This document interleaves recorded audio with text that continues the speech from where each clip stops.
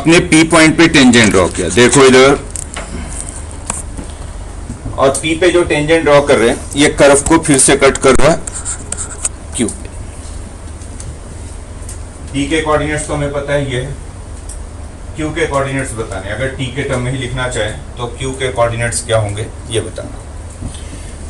ध्यान रहे 10th तक जब आप टेंजेंट की बात करते थे तो एक्चुअली टेंजेंट को आपने 9/10 में ऐसे डिफाइन किया होगा कि टेंजेंट हम उस लाइन को कहते हैं जो कर्व को सिर्फ एक बार मिलता है।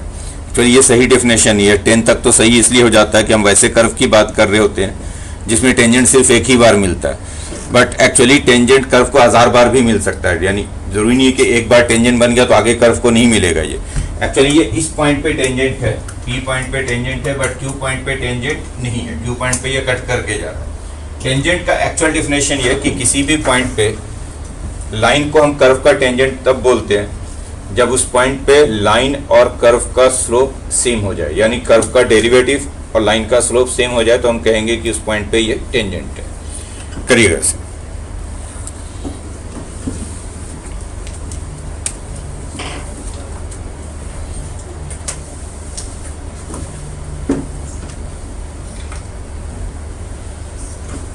आपको Q का कोऑर्डिनेट बताना है, P का कोऑर्डिनेट मालूम है।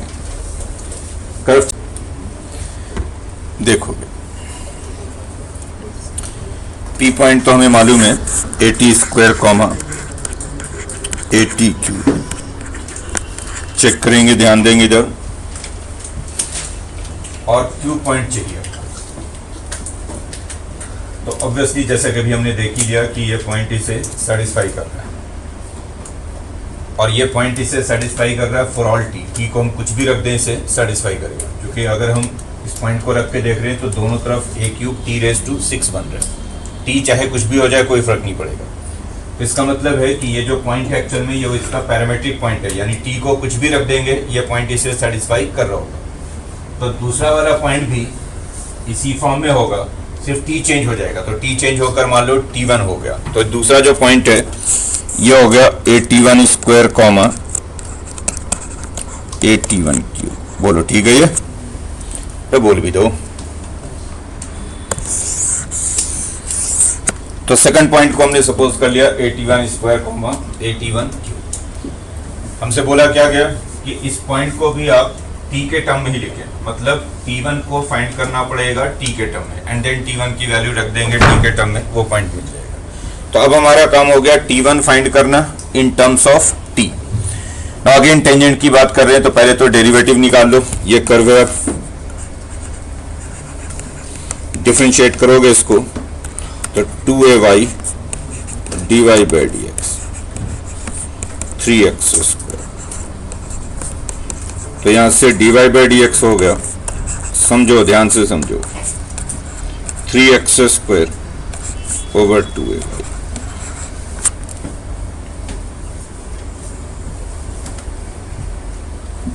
dy/dx 3x² over 2a। क्योंकि आप टेंजेंट की बात कर रहे हैं, किस पॉइंट पे टेंजेंट आपने लिया है? P पॉइंट पे। तो P पॉइंट पे टेंजेंट का स्लोप निकाल लो। At P slope of tangent क्या हो जाएगा?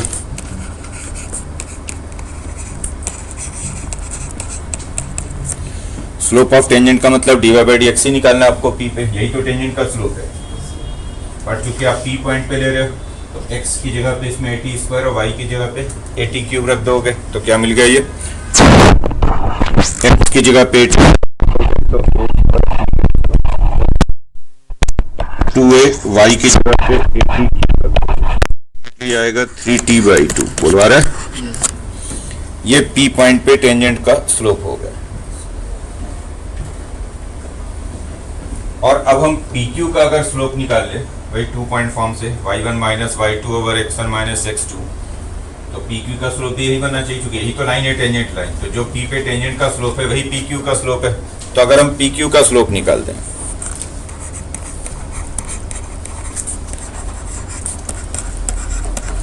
y1 minus y2 over x1 minus x2, यानी AT³ minus AT1³ over AT² minus AT1²। ठीक बोल रहा हूं? y1 minus y2 over x1 minus x2। ये तो कॉमन लेकर हटा सकते हो। ऊपर फैक्टराइज कर दो ए क्यूब माइनस बी क्यूब के फॉर्मूले पे, नीचे ए स्क्वायर माइनस बी स्क्वायर के फॉर्मूले पे। फैक्टराइज करोगे तो ऊपर आएगा T minus T one T square plus T one plus T one square, और नीचे आएगा T minus T one T plus T one. ठीक बोल रहा हूँ? ये कैंसिल हो गया।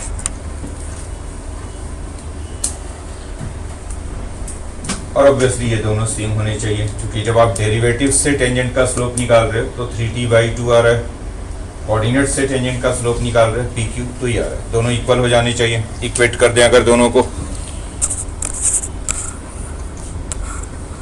इक्वेट कर दो 3t/2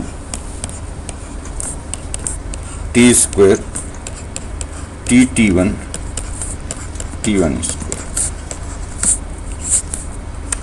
टी प्लस टी1। क्रॉस मल्टीप्लाई कर दो 3t square 3t1 2t square 2t1 2t1 square. बोलो ठीक है? ये क्या प्रॉब्लम? बोलो कितना?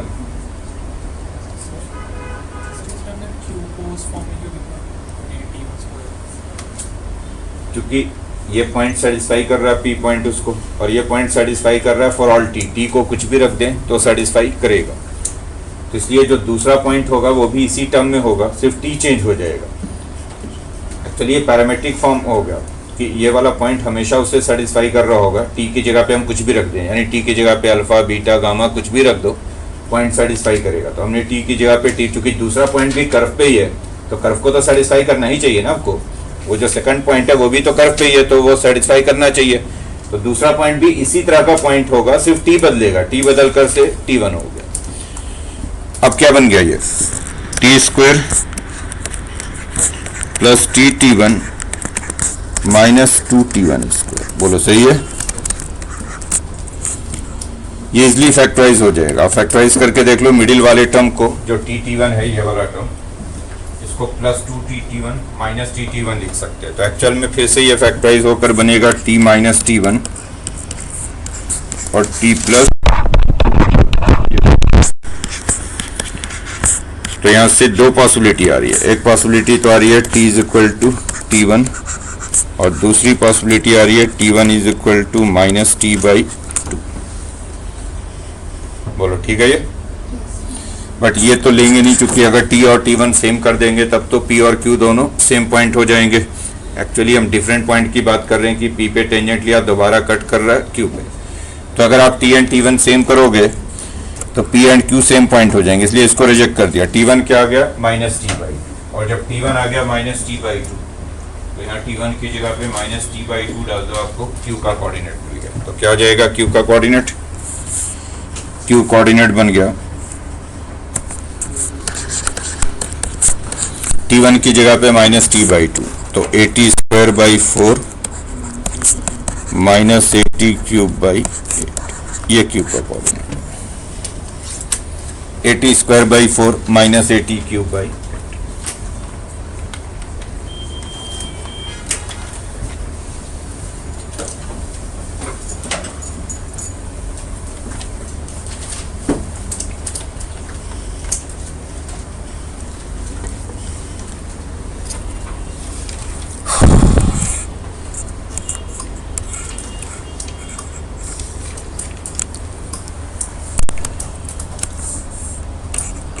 Parametric curve. अब देखेंगे अगर कर्व पैरामेट्रिक फॉर्म में गिवन हो तो टेंजेंट एंड नॉर्मल की इक्वेशन कैसे लिखते हैं। Parametric form of curve.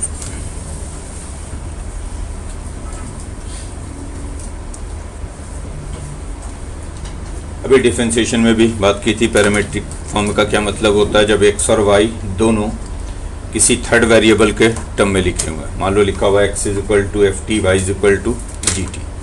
तो जो थर्ड वेरिएबल है वो पैरामीटर हो गया। तो मान लो हमने ये कर्व ले लिया,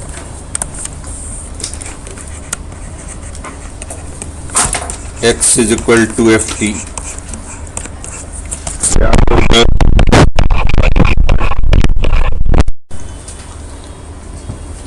तो ये जो t थर्ड वेरिएबल है यही पैरामीटर कहलाता है, और इस फॉर्म में अगर कर्व को लिखते हैं तो ये कहलाता है parametric form of the curve. जैसे पिछले कर्व को ही अगर हम पैरामीट्रिक फॉर्म में लिखें, जब ये हमने क्वेश्चन किया तो इस पे पॉइंट क्या था, AT square comma AT cube, यानी इसका पैरामीट्रिक फॉर्म हो गया x is equal to AT square y is equal to AT cube. x is equal to AT square y is equal to AT cube हमेशा इसे satisfy करेगा। 11th में आपने parabola पढ़ा होगा, y square is equal to 4x, तो उस पर पॉइंट लेते थे AT स्क्वायर कॉमा 2AT। तो पैराबोला का पैरामीट्रिक फॉर्म होता है x is equal to AT square y is equal to 2AT। Ellipse पे पॉइंट आप लेते थे a cos theta b sin theta, standard वाली अगर ellipse x square over a square plus y square over b square is equal to, तो ellipse का parametric form है x is equal to a cos theta y is equal to b sin theta, theta उसमें parameter है। तो अगर x और y किसी तीसरे वेरिएबल के टर्म में लिखे हुए हो, से तीसरा वेरिएबल हम यहाँ पे t बोल रहे हैं, ऐसे अगर कोई कर्व लिखा जाए तो ये पैरामीट्रिक फॉर्म है, t पैरामीटर है। अब अगर इसके टेंजेंट एंड नॉर्मल की इक्वेशन लिखनी है तो सबसे पहले तो डेरिवेटिव निकालो, इसको t के रिस्पेक्ट में डिफरेंशिएट करेंगे तो dx बाई dt हो गया f डैश t हो गया g डैश t।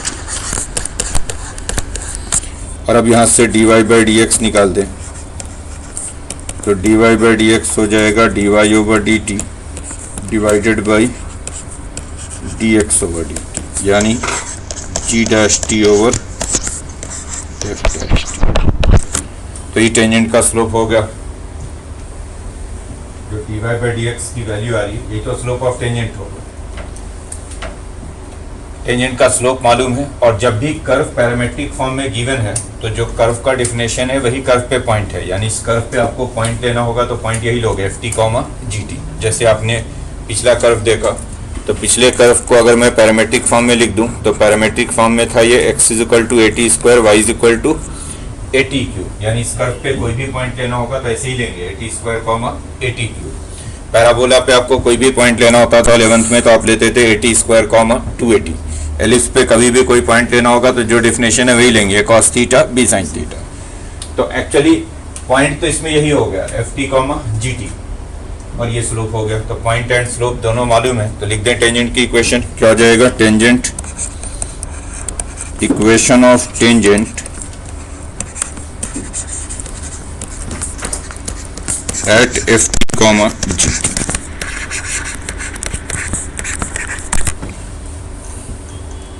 फिर से बोल रहा हूँ, जो कर्व का डेफिनेशन है वही पॉइंट ले लेना, यही x कॉमा y पॉइंट हो गया ft कॉमा gt। टेंजेंट की इक्वेशन लिखो, y minus y1 is equal to m times x minus x1, तो बन गया ये y minus G T G dash T over f dash T.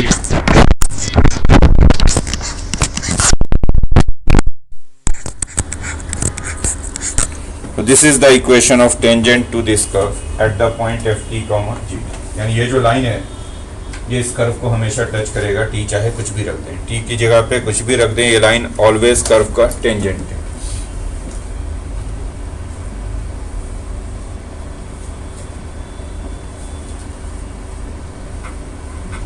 अगर किसी पर्टिकुलर पॉइंट पे लिखना होगा तो फिर t बता दिया जाएगा, मान लो कर दिया जाएगा write the equation of tangent at t is equal to 3, तो फिर आप इसमें t को 3 डाल दीजिए, टेंजेंट की इक्वेशन हो जाएगी at t is equal to 3।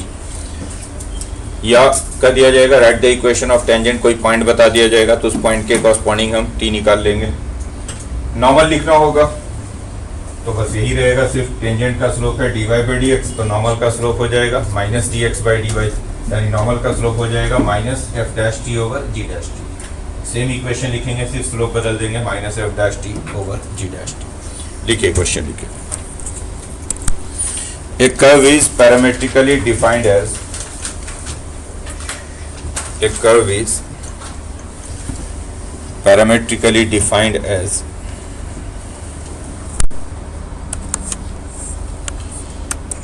x is equal to a sin cube theta। ये हटा ही दो, x is equal to sine cube theta and y is equal to cos square theta. A curve is parametrically defined as x is equal to sin cube theta, y is equal to cos square theta. Write the equation of tangent to the curve at theta is equal to pi by 6.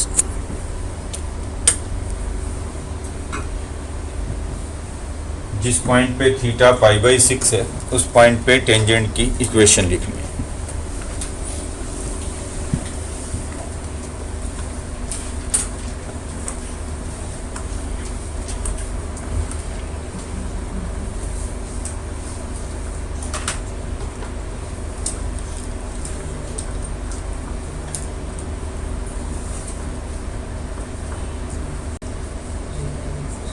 हो गया सभी का? देखो बात बंद करें, theta pi by 6 है तो पॉइंट तो आपको डायरेक्टली मिल गया, पॉइंट हो गया, ध्यान दोगे पॉइंट का मतलब यही एक्स और वाई की जो वैल्यू होगी वही पॉइंट होगा। तो थीटा को पाई बाई 6 रखेंगे तो sine pi by 6 half cube है तो 1/8, cos पाई बाई 6 √3/2 स्क्वायर है तो 3/4, तो पॉइंट तो मिल गया 1/8 3/4, जहां पे आपको टेंजेंट की इक्वेशन, तो इसी पॉइंट पे आप टेंजेंट लिखना चाहते हैं। डेरिवेटिव निकालो, थीटा के रिस्पेक्ट में डिफरेंशिएट करें तो ध्यान रहे x जो एक्चुअल में है इसको आप ऐसे भी लिख सकते हैं साइन थीटा होल क्यूब और y को लिख सकते हैं cos थीटा। ना डेरिवेटिव निकालो, dx ओवर डी थीटा क्या मिलेगा, ये 3 साइन थीटा का square and then sine theta का derivative cos theta dy over theta, ये हो गया 2 cos theta and then cos theta का डेरिवेटिव माइनस साइन। बोलो ठीक है, ये तो बोल भी दो। dy बाई डी एक्स निकाल लो, dy बाई डी एक्स को आप लिख सकते हो dy ओवर डी थीटा, देखो इधर dx over D theta, value रख दो, dy ओवर डी थीटा की वैल्यू है 2 cos theta sine theta minus sine के साथ, और dx ओवर डी थीटा की वैल्यू है 3 sine square theta cos theta. ठीक बोल रहा हूं, साइन कॉस तो गया, बच गया -2 ऊपर सिर्फ, और नीचे रह गया 3 साइन थीटा। ठीक लिख रहा हूं, ठीक है ना? ये थीटा को जब पाई बाई 6 रखोगे at theta is equal to pi by 6, dy by D X बन गया, थीटा पाई बाई 6 रखोगे यहाँ पे तो साइन पाई बाई 6 हाफ आएगा यानी -4/3। ठीक बोल रहा हूँ?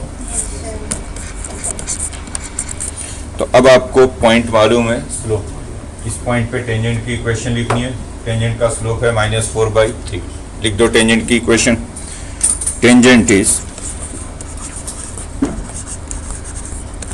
y माइनस y1 यानी y minus 3/4 m times x minus.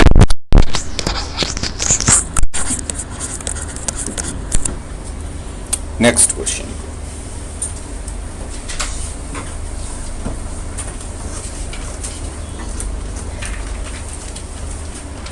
write the equation of normal to the curve. Write the equation of normal to the curve.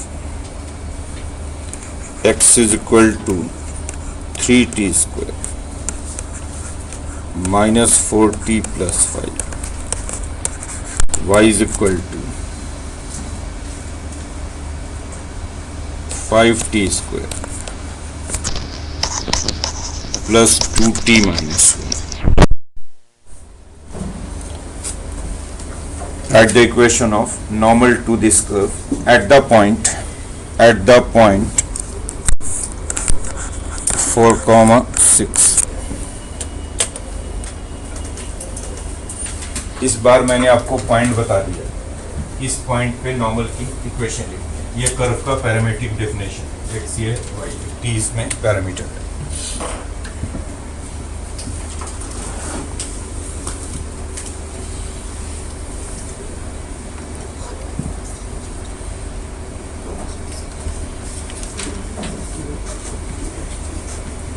करो, समझो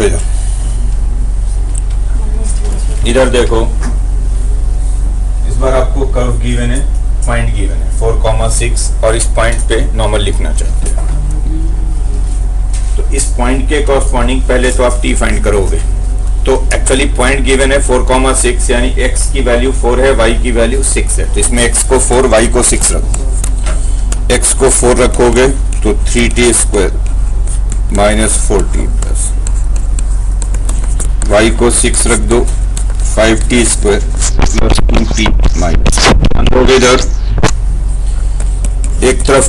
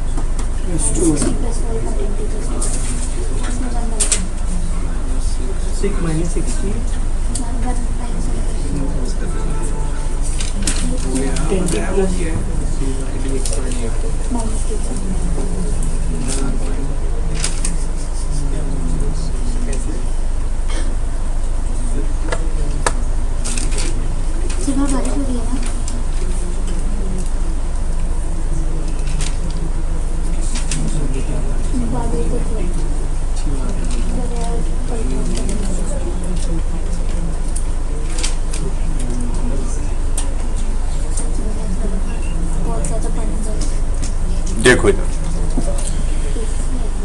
तो आपने x को 4 रख दिया और y को 6 रख दिया। तो एक इक्वेशन तो हो गया 3t square minus 4t plus 1c, और दूसरा है 5t स्क्वायर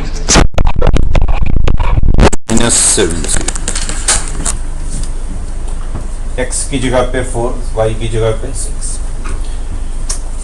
सॉल्व करो तो ये फैक्टराइज होगा t माइनस 1 3t माइनस 1। तो t की दो वैल्यूज हैं 1 एंड 1/3, और ये फैक्टराइज करो तो t minus 1 and 5t plus 7। तो t की वैल्यूज हैं 1 एंड माइनस 7/5।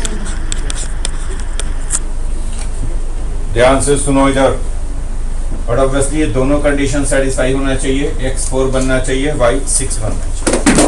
तो t इज इक्वल टू 1 दोनों को सेटिस्फाई करेगा। तो इसलिए जो कॉमन वैल्यू है वो कंसिडर करोगे। अगर आपने t को 1 लिया तो x बनेगा 4, y 6।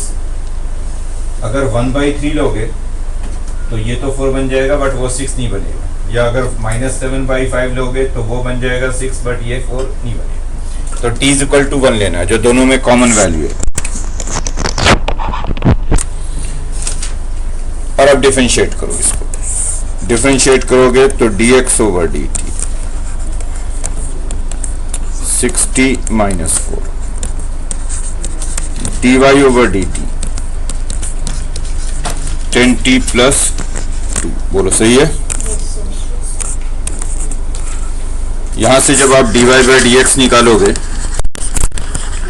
तो dy बाई dx हो जाएगा 10t plus 2 over 6t minus 4। बोलो सही है। dy by D T over D x by t को 1 रख दे इसमें तो ये हो गया 3। बोलो सही है। t को 1 रखोगे तो ऊपर 12, नीचे 6। डिवाइड बाई डी एक्स 6 है, डिवाइड बाई डी एक्स 6 यानी टेंजेंट का स्लोप 6, नॉर्मल का स्लोप हो जाएगा -1/6, स्लोप ऑफ नॉर्मल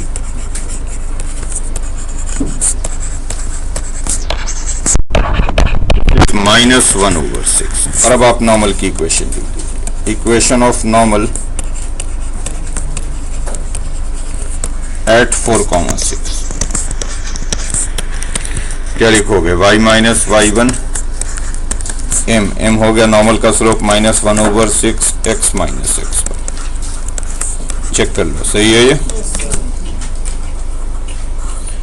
तो नॉर्मल की इक्वेशन है y माइनस 6, नॉर्मल का slope -1/6 x minus 4, y minus y1 m times x minus x।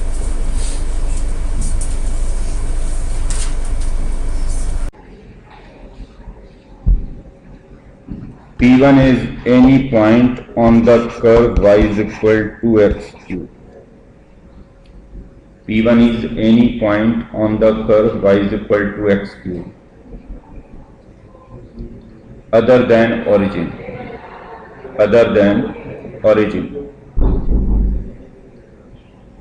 P1 is any point on the curve y is equal to x cube other than origin. P1 origin नहीं है, बाकी कोई भी point है।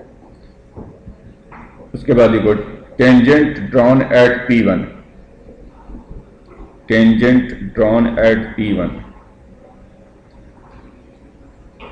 meets the curve again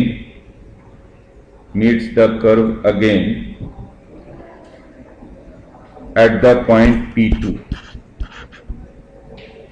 Tangent drawn at P1 meets the curve again at the point P2. उसके बाद देखो the tangent drawn at P2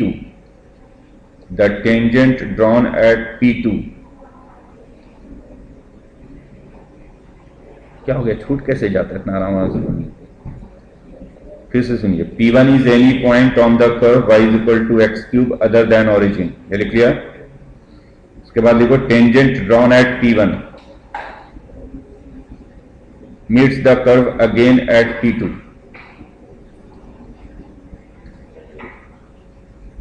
आगे लिखिए tangent drawn at P2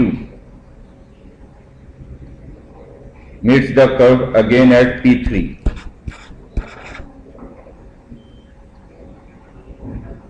and so on, ऐसे ही हम कंटिन्यू रख रहे हैं and so on.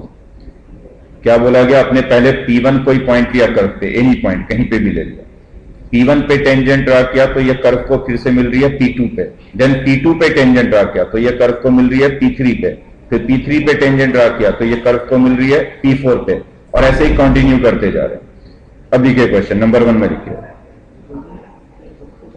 Prove that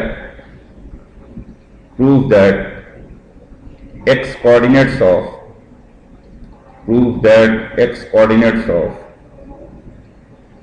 P1, P2, P3 and so on, x coordinates of P1, P2, P3 and so on are in GP.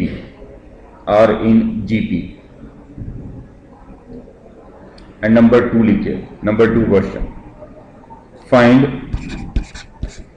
area of triangle P1, P2, P3 divided by area of triangle P2, P3, P4। ये ratio find करना है, area of triangle P1, P2, P3 over area of triangle P2, P3, P4। आपने P1 पे tangent draw किया, curve को P2 पे मिलती है, फिर P2 पे टेंजेंट ड्रा किया, P3 पे मिलती है, फिर P3 पे टेंजेंट ड्रा किया, P4 पे मिलती है, ऐसे कंटिन्यू। तो आपको प्रूव करना है कि ये जो पॉइंट्स हैं P1, P2, P3, P4 इनके x कोऑर्डिनेट्स GP में आएंगे, और फिर ये दो ट्रायंगल के एरिया का रेशियो बताना है। करिएगा सर।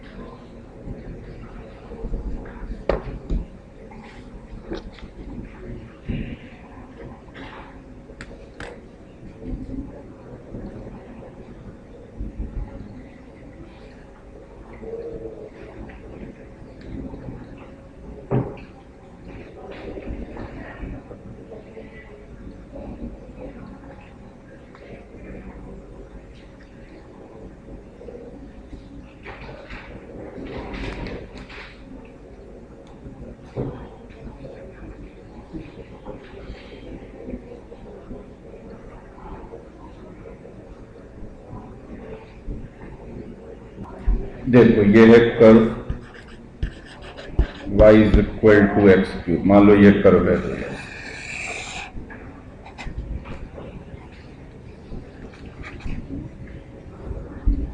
आपने इसके P1 पॉइंट पे टेंजेंट लिया, कर्व को P2 पॉइंट पे मिल रही है। सपोज ऐसे कोई टेंजेंट ड्रा करते हैं, ये P1 पॉइंट पे टेंजेंट लिया, कर्व को P2 पॉइंट पे मिल रही है। P1 पे टेंजेंट, कर्व को दोबारा P2 पे मिल रही है। P1 पॉइंट को हमने सपोज कर लिया कि P1 पॉइंट की x कोऑर्डिनेट T1 है, तो ऑब्वियसली y कोऑर्डिनेट क्या होगी इसकी, T1 क्यूब, क्योंकि अगर कर्व में x को T1 रखोगे तो y क्या आएगी, T1 क्यूब आएगी नहीं, तो बोल भी दो। आपने P1 पॉइंट की x कोऑर्डिनेट कुछ भी सपोज कर लो, जरूरी नहीं मैं T1 बोल रहा हूं तो आप T1 ही बोलो, अल्फा बोल लो, तो y क्या हो जाएगी, अल्फा क्यूब हो जाएगी। तो अगर मैंने P1 को T1 बोल दिया x कोऑर्डिनेट को, तो y मिल जाएगी आपको T1 क्यूब। इसी तरह से P2 की x कोऑर्डिनेट को T2 बोल दिया तो y कोऑर्डिनेट हो जाएगी T2 क्यूब। तो P1 पॉइंट हो गई T1 T1 cube, P2 point हो गई T2 T2 क्यूब। टेंजेंट की बात कर रहे हैं तो डेरिवेटिव आ रही है इसकी 3x²। तो अगर आप P1 पॉइंट पे डेरिवेटिव देखोगे एट P1, डेरिवेटिव क्या रहा, बात ना करें, एट P1 का मतलब है कि x की जगह पे रख देंगे T1, तो डेरिवेटिव हो रहा है 3T1²। dy बाई dx, यानी ये टेंजेंट की स्लोप हो गई। कौन से लाइन की स्लोप हो गई है, इस लाइन की, P1 P2 लाइन की। तो स्लोप ऑफ P1 P2 हो गया 3T1²। यह P1 P2 का स्लोप है, और P1 P2 का स्लोप आप ये भी लिख सकते हैं वैसे ही, y1 minus y2 over x1 minus x2। तो अगर P1 P2 का स्लोप लिख दिया y1 minus y2 over x1 minus x2, यानी T1 cube minus T2 cube over T1 minus T2। This is 3T1²।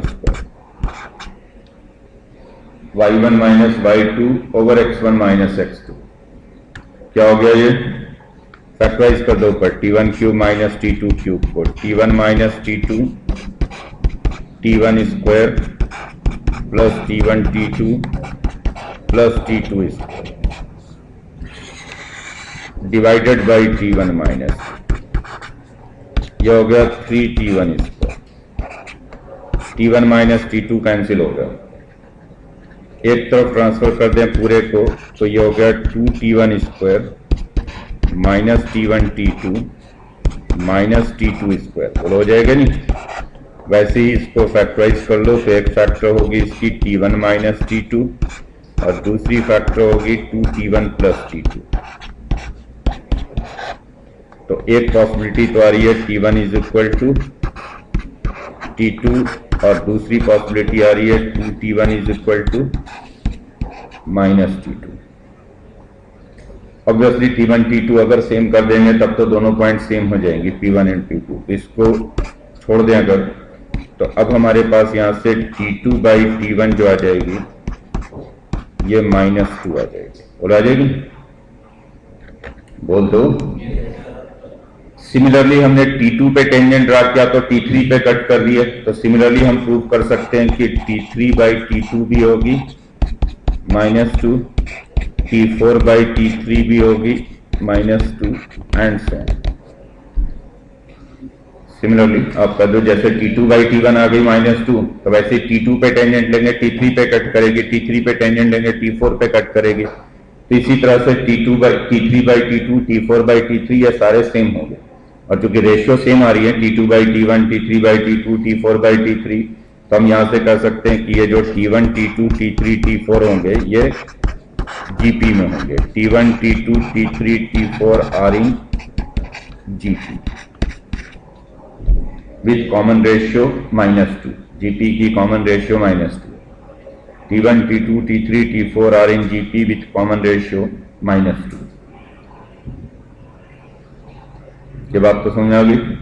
अब दोनों ट्रायंगल के एरिया का रेशियो चाहिए, area of triangle P1 P2 P3 over area of triangle P2 P3 P4। एक बात ध्यान से सुन लीजिए, अगर किसी ट्रायंगल की वर्टिसेज हों x1, y1, x2, y2 and x3, y3, coordinates की बात कर रहा हूं, तीन वर्टिसेज हैं x1, y1, x2, y2, x3, y3, तो एरिया को आप ऐसे लिख सकते हैं डिटरमिनेंट के फॉर्म में, half x1, x2, x3, y1, y2, y3, 1, 1, 1, ये लिख सकते हैं एरिया को। अगर ट्रायंगल की वर्टिसेज हो x1, y1, x2, y2, x3, y3, तो डिटरमिनेंट के फॉर्म में ये एरिया लिखा जा सकता है, हाफ पहले कॉलम में x कोऑर्डिनेट, दूसरे कॉलम में y कोऑर्डिनेट, तीसरे कॉलम में 1। बात समझ आ रही है? ऑब्वियसली इसकी मॉड वैल्यू अगर ये नेगेटिव आ रही है, तो एरिया तो पॉजिटिव लेंगे, तो इनकेस अगर ये नेगेटिव आ रही है तो इसकी मॉड वैल्यू कंसीडर करें। तो अब अगर मैं दोनों ट्रायंगल की एरिया का रेशियो देखूं, कौन कौन सा देखना था मुझे? Area of triangle P1 P2 P3 over area of triangle P2 P3 P4। इसी डिटरमिनेंट वाले फॉर्मूले से देख रहे हैं, तो हाफ T1 P2 P3, पहले तीनों की x कोऑर्डिनेट, तो क्या हो गया T1 T2,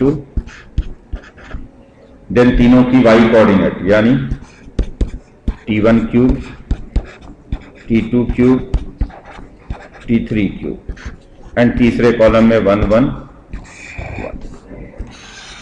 बोलो सही है? हाफ पहले कॉलम में लिखते हैं x कोऑर्डिनेट, दूसरे कॉलम में y कोऑर्डिनेट, तीसरे कॉलम में 1, देन नीचे हो जाओ हाफ डिनोमिनेटर में P2 P3 P4, इनके x coordinate T2 T3 T4, then इनके y coordinate T2 cube, T3 cube, T4 cube, 1, 1, 1। बोलो क्या ठीक है ये? अब आप क्या करें कि आप प्रूव कर चुके हैं कि T1 T2 T3 T4 GP में है विथ कॉमन रेशियो -2, यानी जो T2 की वैल्यू है ये -2 T1 है या नहीं? जो T3 की वैल्यू है ये -2 T2 है, और जो T4 की वैल्यू है ये -2 T3 है या नहीं? T2 की वैल्यू क्या है? -2 T1, T3 की वैल्यू क्या है? -2 T2, T4 की वैल्यू है -2 T3। आप क्या करें, यहां पे न्यूमरेटर वाले डिटरमिनेंट को तो ऐसे ही छोड़ दें, न्यूमरेटर में आप कोई चेंज ना करें। डिनोमिनेटर वाली डिटरमिनेंट में देखो ध्यान से, T2 की जगह पे डाल दो -2 T1, T3 की जगह पे -2 T2, T4 की जगह पे -2 T3, तो -2 कॉमन निकल जाएगी बाहर, तो T1 T2 T3 हो जाएगी, यानी जो ऊपर फर्स्ट कॉलम है वही नीचे भी फर्स्ट कॉलम हो जाएगा। फिर T2 की जगह पे -2 T1 सेकंड कॉलम में डालोगे तो आएगा -8 T1 cube, -8 T2 cube, -8 T3 cube, तो -8 कॉमन निकल जाएगा। तो बाहर कितना निकल गया एक्चुअल में? 1/16 बाहर हो गया, 16 बाहर हो गया बाहर, -2 पहले वाले से, -8 दूसरे वाले, ये हाफ तो खैर खत्म ही हो जा रही थी। तो -2 पहले कॉलम से, -8 दूसरे कॉलम से, और उसके बाद जो डिटरमिनेंट बचेगी न्यूमरेटर एंड डिनोमिनेटर पे वो सेम होगी, आंसर हो जाएगा 1/16। आप रख के देख लीजिएगा, न्यूमरेटर वाले डिटरमिनेंट को कुछ ना करो, ऐसे ही रहने दो, डिनोमिनेटर में वैल्यू रख दो, T2 की जगह पे -2 T1, T3 की जगह पे -2 T2, T4 की जगह पे -2 T3, और उसके बाद कॉमन निकाल दोगे, पहले कॉलम से -2, दूसरे कॉलम से -8, तो ऊपर वाली डिटरमिनेंट और नीचे वाली डिटरमिनेंट सेम बन जाएगी, कैंसिल होकर बचेगा आपके पास 1/16। ठीक है ये? बाकी नेक्स्ट क्लास।